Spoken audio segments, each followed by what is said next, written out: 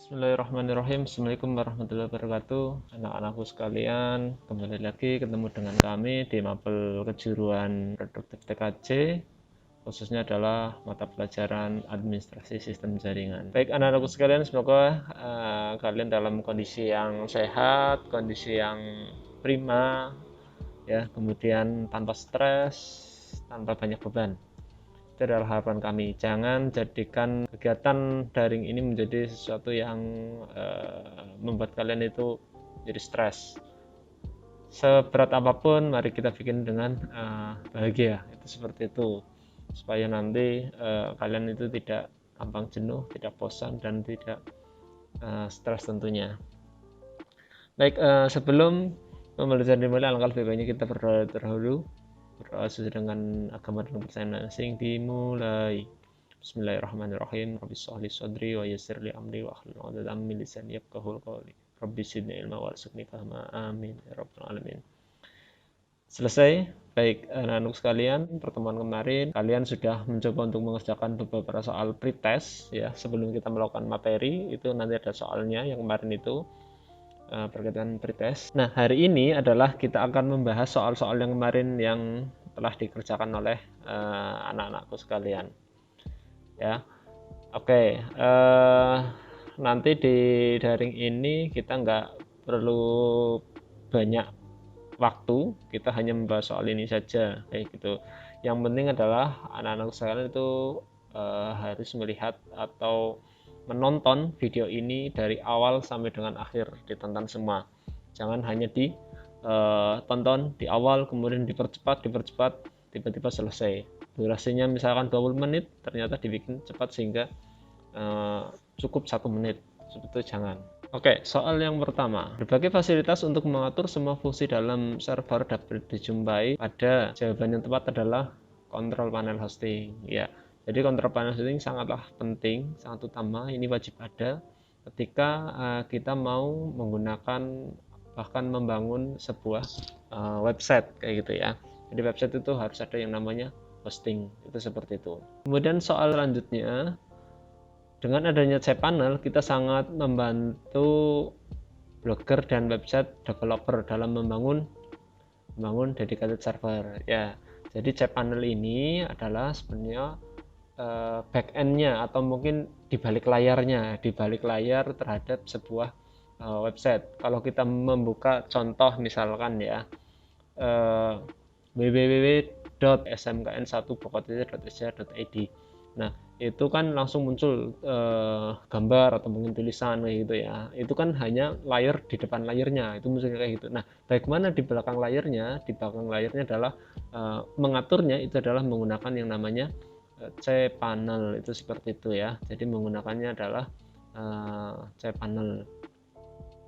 Jadi jawabannya adalah dedicated server. Kita lihat. Oke. Kemudian selanjutnya, untuk melihat aktivitas tentang user yang mengakses website, cek IP dari pengunjung website, memasang password pada directory atau folder dari file hosting dan lain-lain dengan menggunakan, kalau untuk melihat aktivitas itu berarti namanya itu report, atau bahasa di dalam sistem itu adalah namanya log. Ada log error, ada log activity, dan macam-macam. Kalau log error itu adalah ketika terjadi error itu nanti akan memberikan yang namanya log atau laporan. Itu seperti itu. Kemudian selanjutnya nomor 4, cPanel identik dengan kontrol panel hosting yang berbasis cPanel ini nanti biasanya adalah menggunakan sistem operasinya adalah Linux. Itu seperti itu. Ya, jadi sering menggunakan yang namanya Linux. Kemudian selanjutnya nomor 5, Clockso adalah salah satu kontrol panel website yang disediakan gratis untuk distro. Clockso itu sangat bisa digunakan untuk CentOS kayak gitu.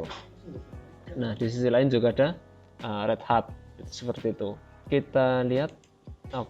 Kemudian soal selanjutnya adalah di dalam EHCP terdapat beberapa fitur default antara lain sebagai berikut, kecuali EHCP ini apa? EHCP adalah AC Host Control Panel. Di dalam EHCP ini biasanya ada fasilitas defaultnya atau fitur defaultnya Ya, ketika kita install ini itu defaultnya adalah database. Di databasenya yaitu biasanya di ESI hosting ini menggunakan PHP MyAdmin dan MySQL. Ada yang namanya database. Database itu nanti dibagi, ada yang menggunakan MySQL, ada yang menggunakan Oracle, ada yang mau menggunakan Postgres dan lain-lain gitu. Nah, tapi di dalam EHCP ini biasanya menggunakannya adalah defaultnya adalah PHP MyAdmin dan MySQL. Oke, kemudian lanjut nomor 7, untuk mengawali proses instalasi EHCP dilakukan dengan mengetikkan perintah EHCP ini di Linux ya. Perintah yang diketik yaitu apa? Itu adalah install. Itu. Ketika kita mau menginstal, kita ketiknya adalah install. Oke.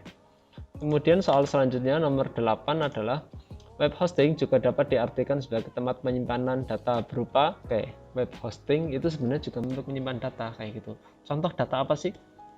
Kalau anak-anak sekalian pernah membuka website smkn1bukateja.sch.id, nah di situ misalkan ada admin sudah memposting konten berkaitan dengan HUT 17 Agustus atau mungkin HUT SMK Negeri 1 Bukateja. Di situ diposting ada gambarnya, ada kegiatannya, kemudian di situ juga bisa berkomentar. Nah, komentar-komentar itu dan kontennya itu nanti tersimpan di dalam web hosting kayak gitu. Ya, jadi ada filenya, ada datanya dan itu tersimpan kayak gitu. Makanya ketika kita membuka maka akan muncul. Itu seperti itu. Nah, web hosting ini kalau yang profesional itu dia akan menyediakan kapasitas yang sangat besar biasanya. Kapasitas yang besar ini nanti akan disewakan. Nah, ketika disewakan itu yang menyewa itu tidak hanya 1-2 tapi banyak, bisa nyampe puluhan, ratusan, bahkan mungkin ribuan kayak gitu, ribuan yang menyewa. Contoh dari SMK 1, dari SMA 2, dari MTS, kemudian mungkin dari perusahaan-perusahaan yang lain itu nanti pada menyewa kayak gitu. Bahkan mungkin kalau punya toko pribadi kayak gitu, punya websitenya ya itu nanti akan disimpan di dalam web hosting. Nah, maka dari itu penyedia jasa layanan web hosting ini itu pasti akan menyediakan kapasitas yang besar. Ada kilobyte, kilobit, megabit, gigabyte, dan terabyte. Dari sekian ini, pilihan ini yang terbesar adalah terabyte. Kita lihat. Oke, kemudian selanjutnya nomor 10, jika sebuah script berjalan secara terus-menerus hingga mampu membebani server, maka dampak bagi pengguna adalah, jadi ada suatu perintah ini dalam berupa script. Ini dijalankan terus-menerus. Udah jalan, udah selesai dijalankan lagi, udah selesai dijalankan lagi. Apa efek negatif yang akan dihasilkan? Efek yang dihasilkan dampaknya adalah tentunya akan menjadi lebih berat. Kenapa? Karena diulang dan diulang terus, sehingga itu akan membebani di dalam sistem, sehingga ketika kita menggunakan sistem tersebut itu akan lebih berat. Nah, di sini kan temanya adalah web server kayak gitu ya. Jadi di sini jawaban yang paling mendekati adalah itu akan lebih pelan kayak gitu. Kenapa bisa pelan? Karena secara terus-menerus itu diulang. Ada suatu perintah diulang. Seperti itu. Kita lihat. Oke, ya. Lanjut soal selanjutnya nomor 11. Dengan berlangganan akun hosting pada penyedia hosting, user pada umumnya akan mendapatkan hal-hal sebagai berikut, kecuali kita pengen membangun sebuah website. Kita bikin misalkan siswatkj.com misalkan, kita bikin website seperti itu. Nah, apa yang harus dilakukan? Tentunya kita itu harus menyewa hosting. Ketika kita menyewa hosting, apa yang akan kita dapatkan? Syarat-syaratnya apa? Di sini tentu banyak yang kita dapatkan. Yaitu apa? Yaitu tentunya satu, hak akses. Kemudian yang kedua, biasanya itu ruang atau disk ya. Kita sewa hosting, kemudian kita akan mendapatkan space, ruangan untuk menyimpan konten atau data kita kayak gitu.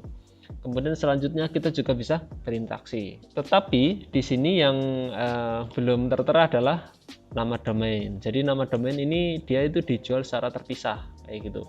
Kita bikin website, maka kita harus membeli dua, yaitu adalah menyewa hosting dan menyewa domain kayak gitu. Jadi ada dua.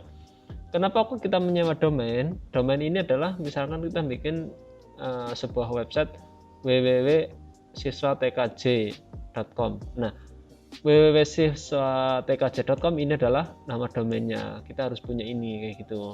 Kemudian nanti datanya itu akan disimpan di hosting. Ini saling berinteraksi antara hosting dan domain, saling terintegrasi ya, saling nyambung. Itu menjadi belinya dua akan dijadikan satu kayak gitu. Kita lihat. Oke. Kemudian soal selanjutnya nomor 12. Aplikasi IMSCP hanya bisa digunakan pada distro. Jawabannya apa? Yaitu ada Debian dan Red Hat, ada Mandriva OS, ada Ubuntu dan Merdeka Linux, ada Ubuntu dan Debian, ada Blankon dan Kubuntu. IMSCP itu apa sih? IMSCP adalah Internet Multi-Server Control Panel. Jadi suatu layanan kontrol panel ya, cPanel, tapi yang multi-server kayak gitu. Ada beberapa server yang nanti bisa digabungkan atau dikombinasi kayak gitu. Layanan ini tersedia di dalam sistem operasi Ubuntu dan Debian. Kenapa di Ubuntu dan Debian? Karena Ubuntu dan Debian ini masih satu generasi kayak gitu, atau mungkin satu gen kayak gitu, satu turunan ya. Ubuntu itu adalah turunannya dari Debian, ibunya adalah Debian. Oke, kemudian lanjut. Soal selanjutnya adalah berikut ini yang bukan termasuk fitur yang dimiliki oleh IMSCP. Tadi apa? Internet Multi Server Control Panel. Yang bukan termasuk itu adalah jawabannya adalah Adminer SQL dan Instant SSH. Ini sebenarnya Instant SSH ya. Ini kurang spasi. Jadi di dalam IMSCP dia itu pakainya MySQL dan MariaDB. Kalau tadi kan sempat kebahas juga pakai MySQL dan phpMyAdmin. Kalau ini enggak. Kalau ini kan MariaDB.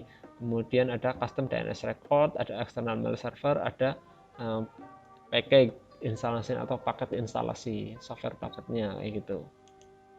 Oke, kemudian selanjutnya nomor 15, jika sebuah server digunakan untuk beberapa orang, maka dampaknya terhadap harga sewa adalah tentunya kalau dipakai oleh banyak orang itu lebih murah tentunya. Tapi sisi negatifnya adalah akan lebih lambat kayak gitu. Kenapa? Karena yang pakai banyak kayak gitu. Sama saja kalau kita itu langganan air atau mungkin langganan listrik. Ketika yang pakai itu ada 7 orang, maka logikanya adalah 7 ketika dibagi menjadi, misalkan bayarnya adalah 70.000 dibagi 7 orang maka 10.000. Kalau hanya satu orang maka akan lebih mahal kayak gitu. Tapi di sisi lain ini nanti akan lambat, atau mungkin kalau ibarat listrik itu nanti ya mudah untuk anjlok kayak gitu meterannya. Oke. Kemudian selanjutnya nomor 16, remote access desktop, atau ini biasanya remote desktop namanya ya, RDP sebenarnya, remote desktop protocol, sama saja itu ya, hanya beda nama saja. Di dalam Windows ini menggunakan apa aplikasinya? Di antara yang ada ini sebenarnya yang benar itu tidak ada di sini sebenarnya. Tapi yang paling mirip adalah putih. Putih ini adalah fungsi untuk meremote namanya server kayak gitu. Jadi misalkan servernya di Jakarta, kita bisa masuk ke server tersebut tanpa perlu kita harus ke Jakarta. Cukup dari sini kita menggunakan aplikasi pendukung yang namanya adalah putih. Seperti itu. Kemudian lanjut nomor 17, spesifikasi sebuah VPS dapat diketahui oleh faktor-faktor sebagai berikut, kecuali ada hard disk, ada memori, sistem operasi, visitor, dan jenis prosesor. Jawabannya adalah visitor. Perlu diketahui oleh anak-anakku, ketika nanti menyewa VPS yang harus diperhatikan adalah satu, prosesornya itu berapa core. Ini penting sekali karena nanti berkaitan dengan layanan atau mungkin kecepatan kayak gitu. Kemudian yang kedua, memorinya itu berapa giga, perlu dilihat. Kemudian itu hard disknya, daya tampung atau space untuk menyimpan ini seberapa besar. Ini penting sekali. Tentunya semakin besar itu akan semakin bagus, tapi dampak negatifnya adalah tentunya konsekuensinya yaitu adalah semakin mahal kayak gitu. Di sisi lain juga sistem operasinya. Ini harus familiar dengan kalian. Jangan sampai menyewa sistem operasi yang tidak familiar. Kita speknya bagus sekali, tinggi, speknya bagus, super, tapi sistem operasinya tidak support. Dan ini kalian tidak bisa menggunakan. Nah, itu sama saja bohong. Kayak gitu. Jadi gunakan sistem operasi yang paling Anda kuasai, itu seperti itu. Oke, kecuali ya ini ya, visitor kayak gitu. Kemudian selanjutnya nomor 18, secara mendasar VPS dilengkapi dengan pengaturan yang terdiri atas sebagai berikut, kecuali di dalam VPS user itu pasti ada, file system itu pasti ada, kemudian task ya itu pasti ada, atau pemrosesan tugas, kemudian script, inti script juga ada. Nah, yang nggak ada apa? Yang nggak ada adalah tutorial. Jadi ketika Anda menyewa VPS itu di sana tidak ada tutorialnya. Kemudian bagaimana cara kita menggunakannya? Tentunya Anda itu nanti bisa mencari tutorial itu di website resmi penyedia si VPS kayak gitu. Contoh di Indonesia yang saat ini masih booming berkaitan dengan penyedia layanan VPS itu ada satu Niaga Hoster, kemudian yang kedua ada Dewa Hoster, yang ketiga ada Rumah Web, kemudian yang keempat ada Jagoan Hoster. Banyak sekali penyedia VPS. Nanti tinggal aja googling di situ, buka Google, kemudian jasa sewa VPS kayak gitu. Nanti di situ muncul speknya, muncul harganya, muncul variannya, macam-macam. Tinggal pilih sesuai dengan kebutuhan kayak gitu. Oke, selanjutnya nomor 19. Salah satu penggunaan yang populer VPS untuk menyediakan VPS yang sangat populer adalah untuk web hosting kayak gitu. Itu yang sangat familiar. Kalau private hosting itu enggak. Kenapa? Karena rata-rata ini sistem informasi ya, ini untuk disebar atau untuk di broadcast. Jadi kalau privat itu ya enggak, bukan sesuatu yang rahasia. Justru malah ini kebalikannya, itu berupa web.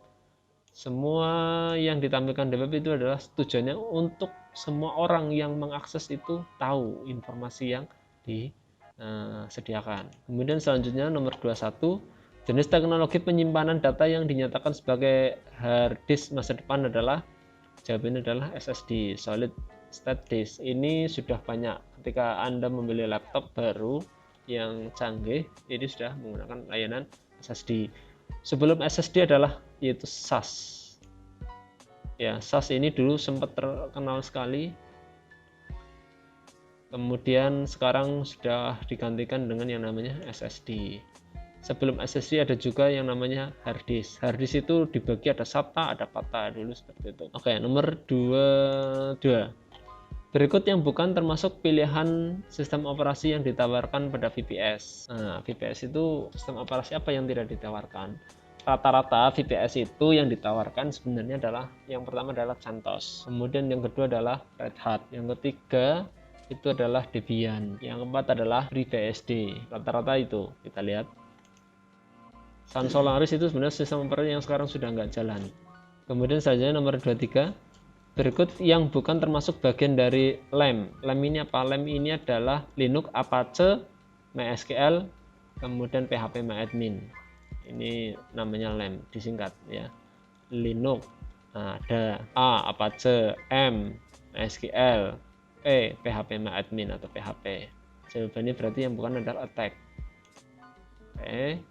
Kemudian selanjutnya, aplikasi yang mutlak dibutuhkan jika ingin menggunakan VPS sebagai web hosting. Aplikasi yang mutlak, jawabannya adalah ada Linux, ada MySQL, ada Touch, ada Apache, ada PHP. Jawabannya adalah Apache. Jadi kalau tanpa Apache ini tidak bisa dijalankan. Kecuali kalau menggunakan Nginx. Kalau menggunakan Nginx maka itu bisa menggantikan si Apache ini kayak gitu. Oke, selanjutnya, berbagai produk website atau CMS kebanyakan yang dibuat menggunakan PHP. Salah satu yang paling terkenal adalah, ini yang paling terkenal adalah sebenarnya WordPress. Kalau yang paling terkenal atau mungkin paling sering didengar kayak gitu ya, adalah WordPress. Blog biasanya ya. Kemudian selanjutnya nomor 26, PHP MyAdmin diterjemahkan sebagai sebuah aplikasi agar user lebih leluasa dalam mengelola database MySQL dengan basis. Jawabannya adalah GUI. Jadi PHP MyAdmin itu lebih leluasa atau mungkin lebih enak, itu database-nya itu SQL dengan basis GUI. Kemudian selanjutnya, distro yang sering digunakan untuk membuat konfigurasi VPS dalam web hosting. Yang sering digunakan apa? Yang sering digunakan itu adalah, sebenarnya di antara ini yang paling sering digunakan adalah Debian dan Red Hat. Kalau Red Hat itu berbayar sayangnya sistem operasinya, sehingga lebih mendominasi orang-orang itu menggunakan Debian. Oke. Nomor 28, sekumpulan informasi dalam bentuk teks, grafik, gambar, maupun dalam format-format lain yang perlu dikelola dengan tujuan memudahkan proses pembuatan, perbaikan, distribusi, pencarian, analisis, dan meningkatkan fleksibilitas untuk ditransformasikan ke dalam bentuk lain, masuk dalam kategori. Jawabannya adalah konten, ya. Jadi konten itu apa sih? Konten adalah isi dalam sebuah layanan atau dalam sebuah sistem. Di sini konten ini sebenarnya apapun itu, yaitu bisa berupa tulisan, berupa gambar, teks, video, dan lain-lain. Ya, kita melakukan diskusi, ya Pak. Nah, itu juga konten. Kita punya WA, kemudian kita chatting dengan teman, itu juga kategorinya adalah konten, kayak gitu. Oke, kemudian selanjutnya nomor 29. Pada dasarnya PHP yang baru saja diinstal dengan masuk ke folder, kalau PHP yang baru diinstal itu adalah masuknya ke ini /usr share php admin. Oke, kemudian lanjut nomor 30. Jika dalam melakukan proses pemindahan website mengalami gangguan ya dalam penempatan URL hasil posting. Hal tersebut dapat diatasi dengan melakukan enable mode rewrite dengan menjalankan perintah. Jawabannya adalah A to N, active to enable mode rewrite. Jawabannya adalah ini. Tapi ini sebenarnya kurang direkomendasikan. Karena apa? Karena ini nanti server kita itu tingkat keamanan itu akan turun. Kenapa? Karena bisa di rewrite kayak gitu. Oke, kemudian lanjut. Berikut ini adalah jenis halaman hosting kecuali free hosting, VPS hosting, cloud hosting, share hosting. Jawabannya adalah komputer hosting. Jadi free hosting itu banyak sekali, yaitu ada contoh salah satunya adalah 00.webhost.biz atau .apa itu. Kemudian ada VPS hosting yang tadi sempat saya jelaskan, ada Niaga Hoster, ada Rumah Web dan lain-lain, ada cloud hosting juga, kemudian ada share hosting. Share hosting itu biasanya yang untuk website. Kemudian komputer hosting ini jarang. Kecuali kalau ini kepentingan private ya, kepentingan pribadi. Kemudian selanjutnya nomor 34, layanan paket hosting yang memiliki batasan ruang hard disk dan bandwidth. Nah, berarti yang batasan berarti di limit. Kita cari kata-kata limit. Nah, ada di share limited ya. Oke, kemudian lanjut nomor 35. Beban yang terlalu berat karena banyaknya website dan konten pada satu server akan melakukan server tersebut terjadi yang namanya, kalau bebannya terlalu berat itu apa yang terjadi? Bisa down server. Kenapa? Karena terlalu berat, overload. Kemudian bisa crash. Kenapa crash? Karena mungkin terlalu banyak yang dikerjakan. Bisa hang. Kenapa? Karena banyak yang dikerjakan. Bisa collision atau data korup. Jadi seharusnya menampilkan ada 10 konten, hanya menampilkan 2 konten kayak gitu. Jadi semua ini sangat mungkin terjadi ketika beban di dalam suatu server itu terlalu berat. Oke. Kemudian faktor yang menjadi kendala dalam kegiatan pembelajaran online apa? Faktor yang membuat kendala kalian ketika belajar online itu apa? Banyak sekali kelihatannya. Ada antusiasme, ada sinyal, ada bandwidth, ada device, ada unlimited kuota. Yang menjadi kendala adalah tentunya tingkat semangat biasanya ya, karena semuanya online sehingga menjenuhkan buat kalian. Kemudian ada juga sinyal, di mana kalian itu ternyata tempat tinggalnya itu mungkin sinyalnya susah kayak gitu. Kemudian device, ada berbagai smartphone yang kurang mendukung. Kemudian ada bandwidth ya, jadi lola kayak gitu, bandwidthnya kecil akhirnya lola. Kemudian unlimited kuota, unlimited berarti tanpa terbatas kuotanya. Nah, kalian kan kuotanya biasanya terbatas. Oke, kemudian lanjut nomor 38. Sebuah aplikasi online yang berfungsi untuk mengatur akun hosting disebut kontrol panel hosting. Jawabannya ini untuk mengontrol hostingnya. Oke, lanjut nomor 39. Ini contoh dari tampilan kontrol panel hosting atau cPanel. Kita lihat. Nah, kemudian lanjut. Terakhir, nomor 40. Dalam tombol cPanel berikut ini yang digunakan untuk mengkonfigurasi database. Database itu tadi menggunakannya adalah phpMyAdmin. Jawabannya ya, pakai phpMyAdmin. Oke, selesai untuk hasil pembahasan kali ini. Saya kira cukup sekian. Tolong diperhatikan ini karena nanti ini akan diulangkan kembali di kegiatan post test kayak gitu. Jadi minggu depan kayak gitu. Ini nanti akan diujikan kembali. Ini sudah saya jelaskan beserta sudah saya perlihatkan jawabannya. Kalau nanti ternyata kalian jawabnya itu masih banyak yang salah, kemungkinan besar bisa jadi kurang memperhatikan dari video ini kayak gitu ya. Oke, saya kira cukup sekian. Saya akhiri. Wabillahi taufiq wal hidayah. Wassalamualaikum warahmatullahi wabarakatuh. Sampai jumpa di lain kesempatan.